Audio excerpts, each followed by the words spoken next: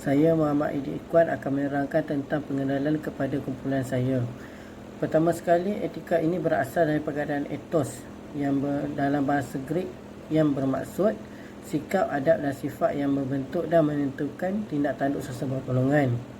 Secara ringkasnya, etika ini dikenali sebagai prinsip-prinsip moral ataupun sains moral. Etika merujuk kepada perkara moral yang harus dipraktikkan dalam kehidupan kita seharian seperti tanggungjawab, kebaikan dan keadilan. Namun masih ramai yang melanggar etika ini, tidak kira dalam kehidupan seharian ataupun ketika bekerja, dan mereka juga melanggar tidak kira sama ada secara individu ataupun secara berkumpulan. Oleh yang demikian, masalah etika ini bukan lagi perkara yang asing di Malaysia, dan ini menyebabkan tercetusnya masalah etika di tempat kerja.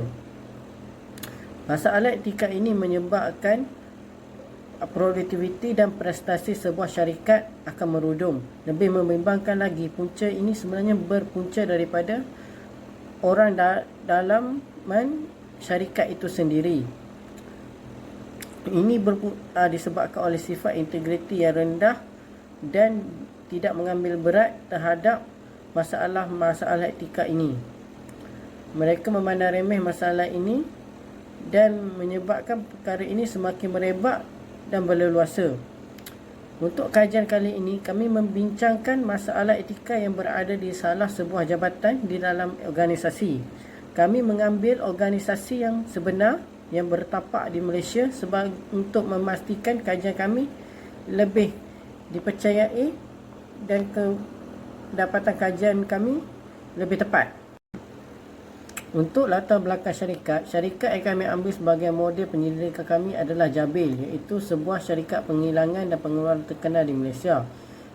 Perniagaan mereka merentasi 28 negara, mempunyai 100 buah kilang di seluruh dunia dan mempunyai 170 orang pekerja secara keseluruhan.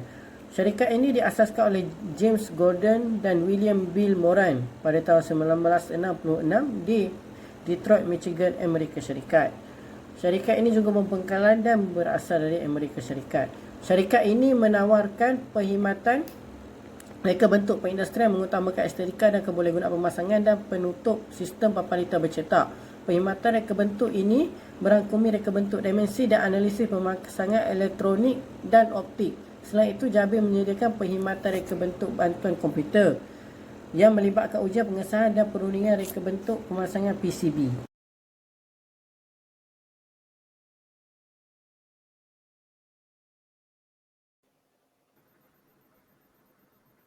Assalamualaikum dan selamat sejahtera kepada masyarakat dan juga rakan sekalian.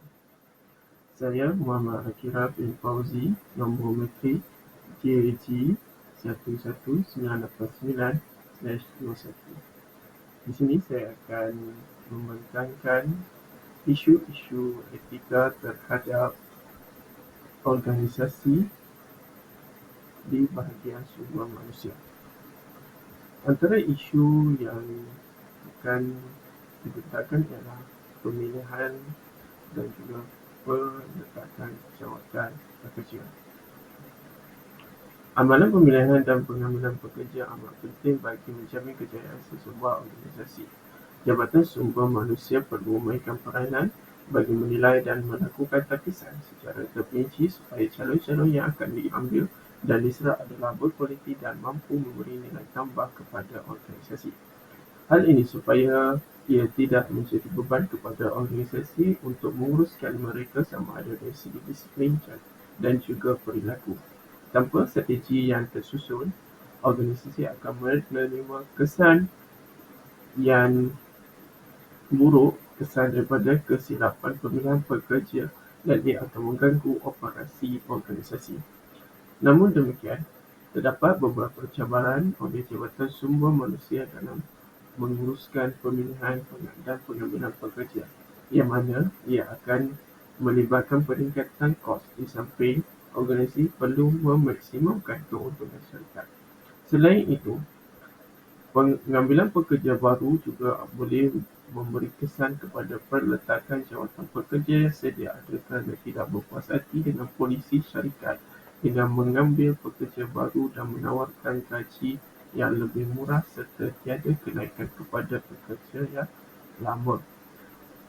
Hal ini sudah pasti akan menyebabkan pekerja sedia ada tidak berpuas hati terhadap pihak pengurusan.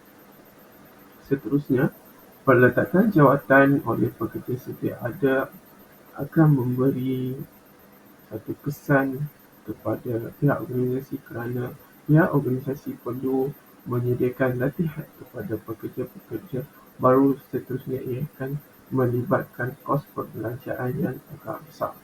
Seterusnya, apabila pekerja baru yang kurang berpengalaman bekerja, ia sudah tentu kurangnya tenaga mahir dalam organisasi dan pihak organisasi akan ketinggalan daripada pesaing untuk bersaing di dalam pasaran. Sekian, terima kasih. Selamat sejahtera dan selamat petang. Saya Syobni anak perempuan Prem Kumar dengan nombor ID saya JG/10667/18 ya. Di sini saya akan memperbentangkan tentang masalah gaji dan juga turnover. Masalah gaji merupakan salah satu isu yang perlu dititik beratkan oleh mana-mana pihak pengurusan. Penawaran kadar gaji yang minimum dan sentabil dengan pekerjaan yang amat diperlukan supaya kebajikan mana-mana pekerja dijaga ya. Masalah turnover pula merangkumi kadar keluar masuk pekerja di syarikat tersebut.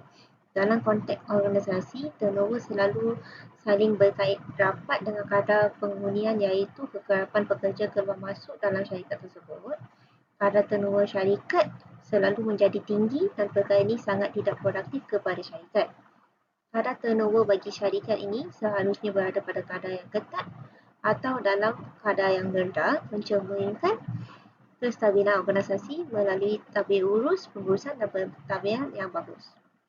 Melalui identiti tersebut, pekerjaan akan setia dengan syarikat dan menyumbangkan kepada pembangunan syarikat dan memastikan syarikat sentiasa berdaya saing dalam bidang yang disyukuri. Assalamualaikum dan salam sejahtera. Nama saya Muhammad Arishami bin Ismillah, nombor metrik JG11495/20. Pagi hari ini saya akan membentangkan tentang cadangan penyelesaian berkenaan dengan pemilihan dan pengambilan pekerja. Proses pemilihan dan pengambilan pekerja adalah satu proses yang penting bagi sebuah syarikat untuk mencorak strategi syarikatnya. Ianya kerana pekerja yang telah dipilih ketika ditemu duga merupakan individu yang akan membantu syarikat untuk mencapai matlamat syarikat tersebut. Oleh demikian, proses ini harus dijalankan dengan lebih teliti dan mendalam. Pekerja yang hadir untuk ditemu duga harus memahami dengan jelas struktur pekerjaan yang akan diberikan kepadanya dan juga segala peranan dan tanggungjawab serta faedah sekiranya ia menjawab jawatan yang telah diberikan. Selain itu, hal ini dapat mengelakkan pekerja yang telah lulus proses temu duga untuk menarik diri daripada tahap mula pekerjaan disebabkan oleh tidak dapat menyesuaikan diri dengan peranan dan tanggungjawab yang telah diterima.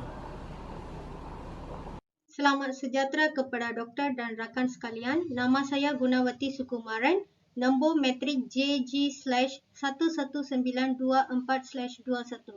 Seterusnya, saya akan membentangkan tentang cadangan untuk masalah gaji. Masalah gaji yang sering terjadi pada sesebuah organisasi ialah pembayaran jumlah gaji yang rendah dan tidak setimpal dengan pekerjaan yang dilakukan. Oleh itu, untuk mengatasi hal ini, salah satu pendekatan yang dapat diambil adalah dengan menarik lebih banyak pelabur asing untuk melabur ke dalam industri negara. Ia juga akan lebih cenderung untuk membuka lebih banyak pintu bagi pembentukan perusahaan di dalam negara. Selain itu, pelaburan ini juga dapat membawa teknologi baru dan dapat dipraktikkan sistem perniagaan yang terkini supaya dapat meningkatkan produktiviti para pekerja dan terciptanya peluang pertumbuhan ekonomi. Seterusnya, cadangan untuk kadar keluar masuk pekerja. Masalah pusing genting pekerja dalam sesebuah organisasi perlu dipandang dengan lebih serius kerana ia akan memberi kesan jangka masa yang panjang. Hal ini dapat dikatakan demikian kerana syarikat akan kehilangan pekerja yang berpengalaman dalam sesebuah bidang yang tertentu. Untuk mengatasi masalah ini, pekerja akan dapat melihat masa depan yang lebih cerah untuk jangka masa yang panjang jika sesebuah syarikat itu menawarkan kenaikan pangkat yang adil bergantung kepada prestasi dan produktiviti sesebuah pekerja. Selain itu, kebajikan pekerja juga sedikit sebanyak menyumbang kepada kadar keluar masuk pekerja.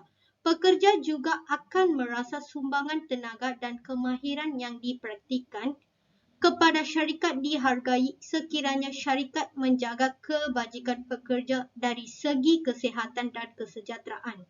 Itu sahaja daripada kami. Sekian, terima kasih.